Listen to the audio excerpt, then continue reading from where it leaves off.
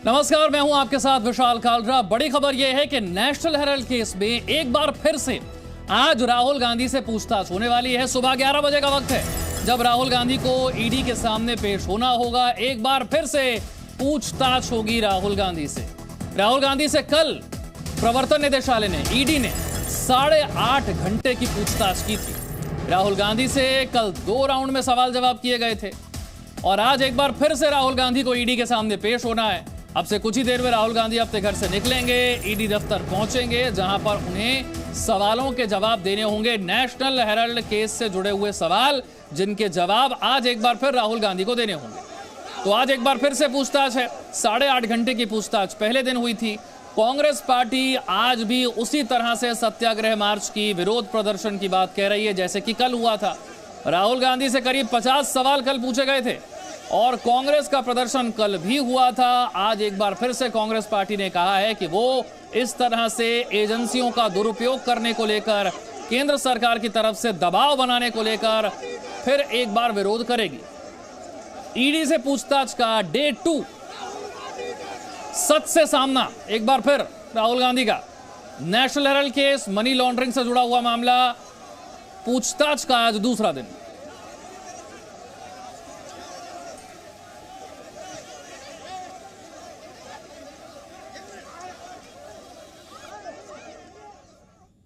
तो देखिए, मेरे तमाम सहयोगी इस वक्त मेरे साथ जुड़ गए हैं ये समझने के लिए कि क्या होने वाला है आज नेशनल हेराल्ड केस में। आज पूछताछ में राहुल गांधी को किन सवालों का सामना करना होगा, राहुल गांधी अपने आवास से कितने बजे निकलेंगे, कांग्रेस मुख्यालय में इस वक्त किस तरह की हलचल है, ईडी ऑफिस में किस तरह के इंतजाम किए गए हैं, इस केस की जो पेचीदगी है उसे समझना भी जरूरी है और ईडी की पूछताछ से कांग्रेस पार्टी इतनी परेशान क्यों है यह समझना भी जरूरी है। लेकिन सबसे पहले आज इस वक्त स्थिति क्या है दिल्ली की सड़कों की, कांग्रेस पार्टी की तैयारी क्या है, यह समझने के लिए चलते हैं मेरी सहयोगी शिवांगी के पास। बहुत शुक्रिया विशाल। और लगातार तस्वीरें हम अपने दर्शकों को दिखा रहे हैं कि कल पहले दिन कितनी ज्यादा हलचल रही जब राहुल गांधी को ईडी दफ्तर बुलाया गया पूछताछ के लिए। 11 बजे के आसपास वो पहुंचे और उसके बाद हमने देखा कि पहले दौर की पूछताछ पूरी हुई। 2:10 का जो समय था तब उन्हें लंच ब्रेक दिया गया। लंच ब्रेक में राहुल गांधी जाते हैं, अपनी मां से मिलते हैं सर गंगाराम अस्पताल और उसके बाद 3:30 बजे वापस से उनको बुलाया जाता है। पूछताछ फिर शुरू होती है। देर रात 11:10 तक ये पूछताछ चलती है। आज दूसरा दिन है। आज क्या हलचल, जरा तस्वीरें हम आपको दिखाएंगे। इस वक्त हमारी मौजूदगी कांग्रेस मुख्यालय में है और यहां पर आप देखिए कि सुरक्षा के कड़े इंतजामात कर दिए गए हैं। कल तस्वीरें आपने देखी थी कि कैसे लगातार यहां पर कांग्रेस के तमाम नेता कार्यकर्ता एकजुट हुए थे, प्रदर्शन कर रहे थे और ये कह रहे थे कि जो कुछ भी हो रहा है वो सही नहीं हो रहा है। कई नेता हिरासत में लिए गए, सांसद विधायक सभी को हिरासत में लिया गया। और अगर आज की बात करें तो 9 बजे एक प्रेस कॉन्फ्रेंस यहां पर होनी है जिसको लेकर इंतजार किया जा रहा है। और ये भी अब देखना होगा कि क्या कल ही की तरह राहुल गांधी पहले यहां पर आते हैं और उसके बाद ईडी दफ्तर जाते हैं, क्या प्रियंका गांधी उनके साथ आज यहां पर होंगी। और इसी के साथ साथ हमारे तमाम सहयोगी हमारे साथ जुड़ गए हैं। लेकिन इस पूरे मामले पर राजनीति गर्मा गई है। राजनेता क्या कुछ कह रहे हैं, चाहे वो अशोक गहलोत हो, चाहे वो सुब्रमण्यम स्वामी हो, चलिए आपको सुनाते हैं। लोगों में आक्रोश है और स्वाभाविक आक्रोश है, आम जनता में आक्रोश भी है। मैंने कहा ना आपको, इसमें कानून सबके लिए समान होता है। हम उस इश्यू पे नहीं जा रहे हैं कि राहुल गांधी सोनिया गांधी को नोटिस क्यों दिया, पर जिस तरीका अपनाया गया नोटिस देने का भी, पूछताछ करने का भी, रात को 12 बजे का पूछताछ कर रहे हो, ऐसा कौन सा जुल्म कर दिया, कौन सी मनी लॉन्ड्रिंग हो गई है, किस रूप में हो गई है, कितनी अरबों खरबों की हो गई है। जहाँ अरबों खरबों की मनी लॉन्ड्रिंग होती है तो पूछते नहीं तुम लोग। तो 2008 में जेटली गुजर गए, 2018 में, हाँ, तो फिर मैंने एक नया पिटिशन दोबारा दस्तावेज लगा करके दिया, तो उस पर केस रजिस्टर हुई। फिर उन्होंने जांच किया, उस जांच के बाद अब पूछताछ कर रहे हैं। तो आज शुरू जो हुई है पूछताछ की हुई है, उसमें ये कहीं झूठ बोला है तो पकड़ा जाएगा, तो सबका जवाब देना होगा। ईडी भी जानती है, वो बहुत अनुभवी लोग हैं, तो यहाँ से अपने पकड़ सकते हैं तो यहाँ से पकड़ लेंगे उनको। तो लगातार इस बड़ी खबर पर हमारी नजर बनी हुई है और हमारे तमाम सहयोगी इस वक्त हमारे साथ जुड़े हैं। लेकिन सीधे आपको लिए चलते हैं रवि त्रिपाठी के पास जो इस वक्त कांग्रेस मुख्यालय में। रवि, क्या कुछ जानकारी इस वक्त आपके पास?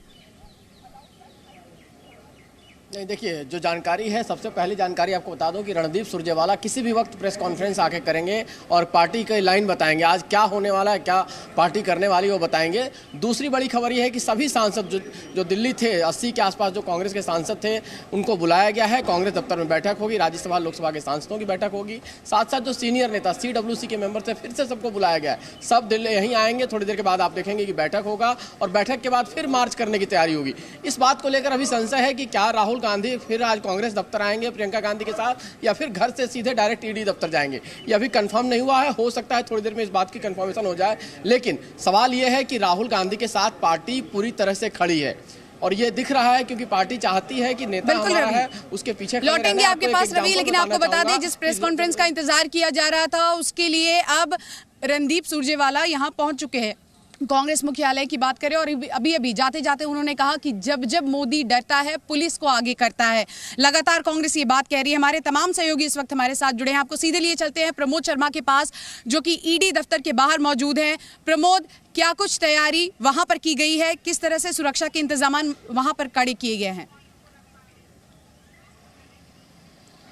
बिल्कुल शिवांगी, इस वक्त मैं जनपद की रोड पे हूँ और यहाँ पे आप देख सकते हैं ये रास्ता सीधा ईडी दफ्तर की तरफ जाता है। यहाँ से थोड़ी आगे जाने के बाद लेफ्ट लेते ही ईडी का दफ्तर आता है और जिस तरीके से पहले से पुलिस को पता है कि अपने तमाम सैकड़ों कार्यकर्ताओं के साथ राहुल गांधी आते हैं, इसीलिए पुलिस ने बैरिकेड कर रखे हैं, तमाम रास्तों को बंद कर दिया गया है और आसपास जो है काफ़ी जो है एम्बेसी एरिया है, इसीलिए लॉ एंड ऑर्डर की स्थिति को देखते हुए पूरे इलाके की सड़कों को बंद कर दिया है। लेकिन यहीं से कल वो लंच के लिए निकले थे और उसके बाद लंच करने के बाद वापस ईडी दफ्तर गए थे और जिस तरीके से सवाल किए पूछे जाने हैं, क्योंकि सीधे तौर पे बेनिफिशियरी जो है वो राहुल गांधी और सोनिया गांधी है, जबकि बाकी जो दो लोग थे ऑस्कर फर्नांडिस और मोतीलाल वोरा, दोनों का देहांत हो चुका है।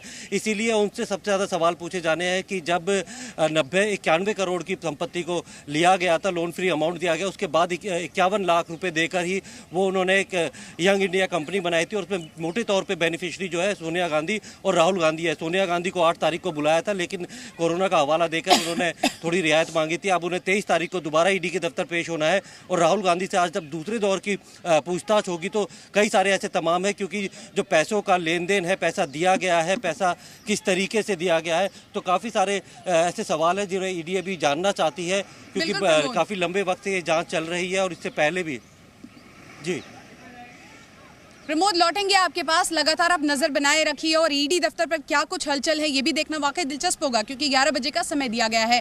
इसके अलावा आपको बता दें कि राहुल गांधी के घर पर इस वक्त हमारे सहयोगी ब्रह्म प्रकाश मौजूद है। वहां पर क्या कुछ हलचल हो रही है, ब्रह्म प्रकाश हमें बताए, क्या समय बताया जा रहा है, कब राहुल गांधी वहां से निकलेंगे?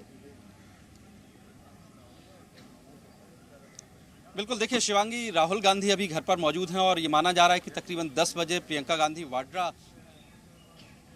Presenting B News app available on Google Play and App Store. Download it now.